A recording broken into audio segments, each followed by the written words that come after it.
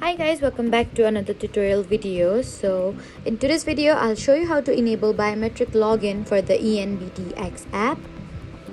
So if you want to log in using Face ID or fingerprint instead of entering your password every time, just follow along.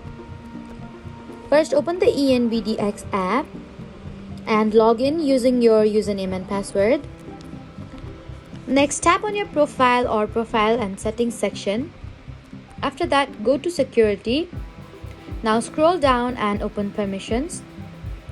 Here you need to enable FacePass for login on iPhone or biometric login on your device.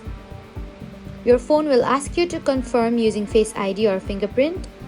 And once enabled, log out of the ENBD X app and try signing in again using your biometric login. If the option is not showing, make sure Face ID or fingerprint is already set up on your phone and that the ENBD app is updated to the latest version. You can also restart your phone and reopen the app if biometric login is not working. So that was how to enable biometric login for the ENBD X app. Don't forget to like, comment, and subscribe for more helpful tutorials. Thank you for watching.